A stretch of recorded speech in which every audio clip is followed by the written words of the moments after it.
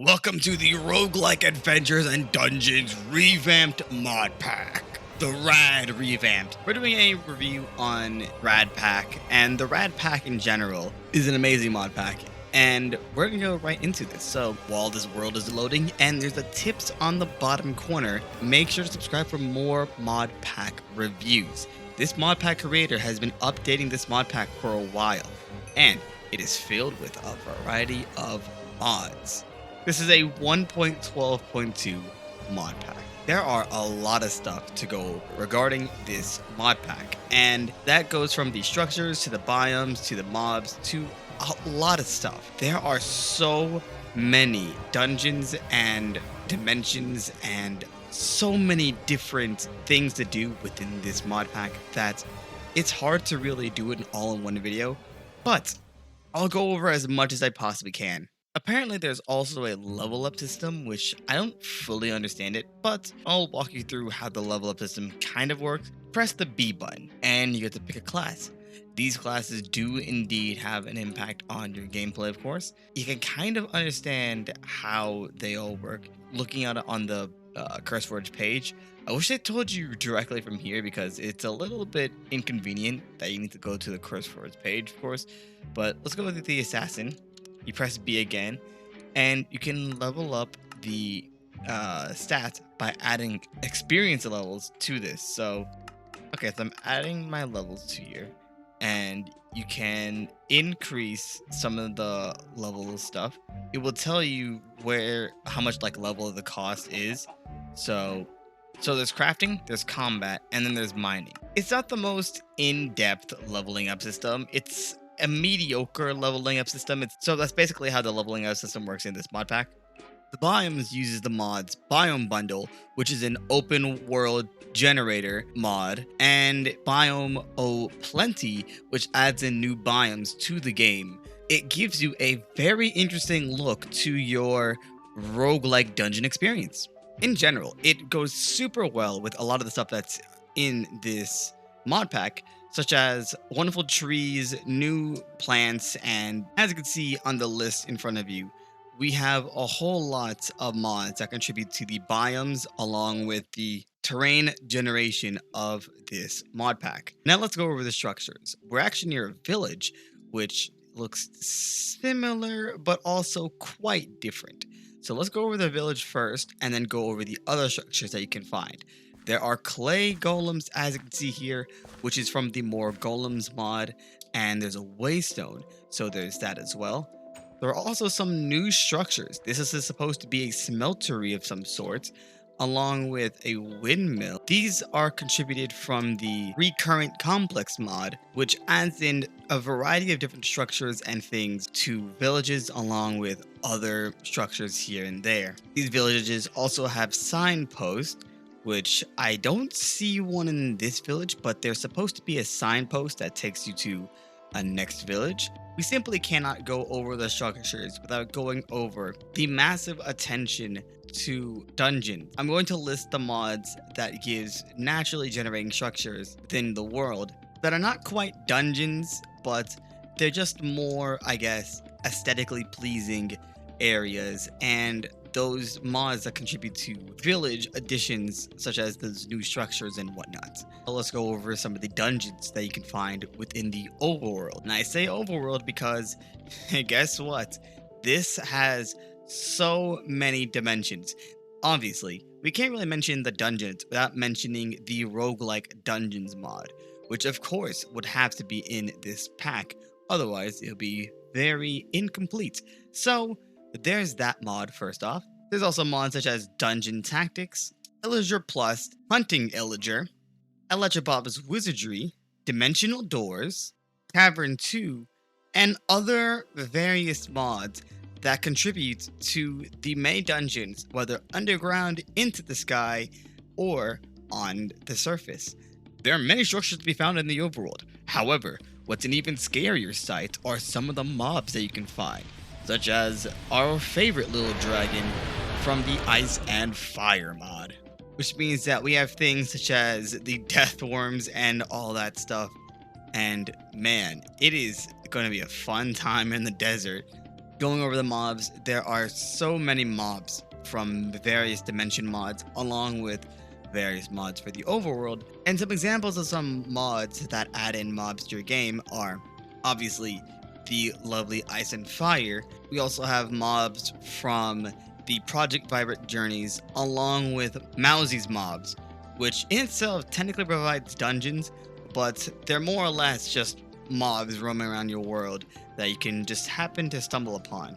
There's also some animals that you can find around the world from mods such as the Mystical World mod, so there's also that to take into consideration. On the screen now, we should show some mods that are in this, and we found ourselves a nice lovely little portal. Let's go right into it. So that portal that we just entered is from the Midnight mod, and as you can see, oh hi, how's it going there, buddy? We are in the Midnight Dimension. This is one of many, many dimensions, and it would take hours to really go over each individual dungeon in one single mod pack. I'm just gonna go over all of the dimensions that are in this and go into each one at least once. So obviously, as you can see, we're in the Midnight Dimension, which is very, very pretty and bleak, and you'll even find some Ice and Fire mobs lurking around, so you're never safe from the Ice and Fire mobs, as they'll probably be lurking around many dimensions that you wouldn't really expect them to be lurking around in. The Erebus Dimension, also known as the Dimension of the Arthropod. It is a dimension filled with arachnids, bugs, creatures, and many different, I guess, insectic creatures. There are bees, there are black widows, there are beetles, and there's a mushroom man. Basically, this dimension is very, very fun, but also might get your skin crawling if you hate insects. And you can also kill these insects and craft some new weapons. So overall, this dimension will be very interesting for you to explore in its very similar Nether-esque theme. Welcome to Atum mod. In Atum 2, there are 9 biomes, dungeons, ruins, and many different structures to find.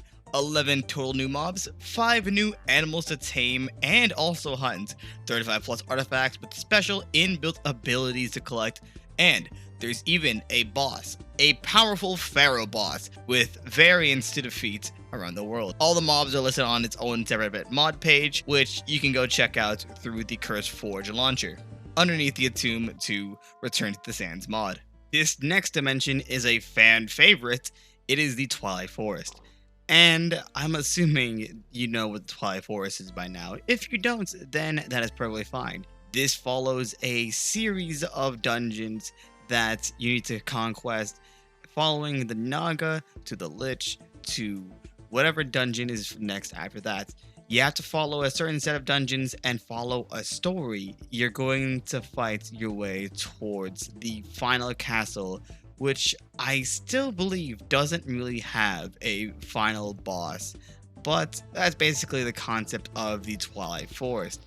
And when you try to go out of order and fight, let's say, the Lich instead of the Naga first, it will prevent you from attacking or doing damage to any of the mobs within the structure. So you kind of have to follow the same pathway. There's even interesting buildings such as this area here, which doesn't seem to be occupied by anything at the moment. There's something for everyone to find within the Twilight Forest, and there are a lot of unique items to find. From an old portal mod to a new one, this is the land of Icaria. I wouldn't say it's completely new. It's been out for like around a year or so, but the point has been made that this is a slightly unfamiliar dimension that people has not really explored very much. In this dimension, there's around 29 plus new mobs, and there are a whole lot of things to do within this dimension. You can gather materials and craft a wide arrangement of new weapons and armor, along with the ability of fighting off new dungeons and a bunch of new mobs within this dimension. Welcome to the Tropicraft Dimension. And you can kind of understand the meaning behind Tropicraft. Basically, a dimension filled with a tropical environment. And we even have some natives here. The tropical environment has a whole bunch of stuff, such as new animals, new plants, and many things to explore. There's even some guys with masks that you can actually wear said mask, and it's overall a great time. There's even some unique aquatic life. Look at this stingray. That's a pretty stingray. Do I know my animals? Not really.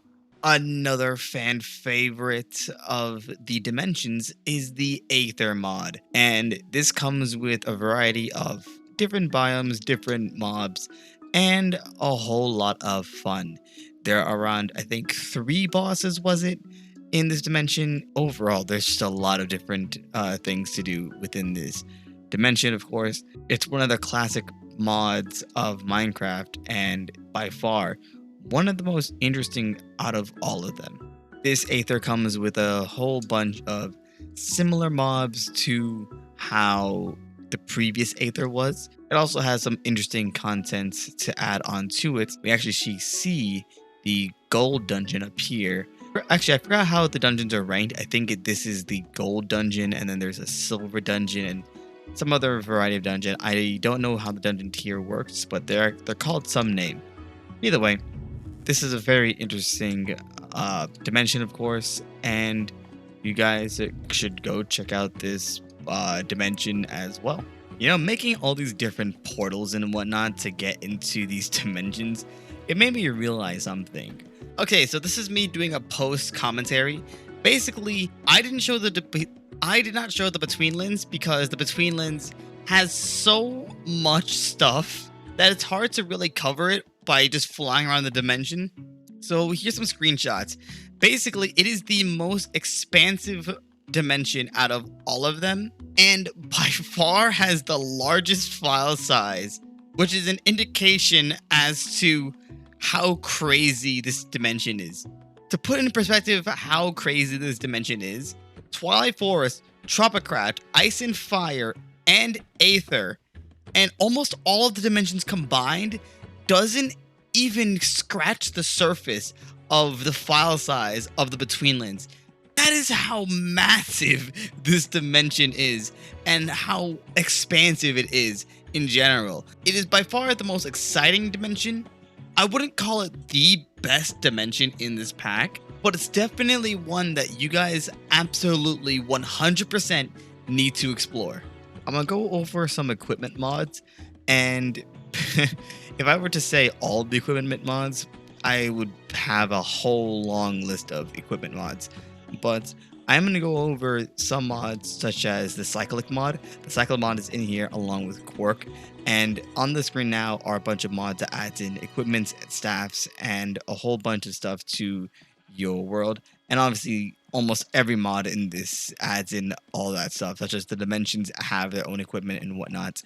But of course, I need to mention some of the mods such as Cyclic, which is a very huge notable thing because it adds in a whole lot of equipment and a whole lot of stuff within this mod pack. We are in the Nether.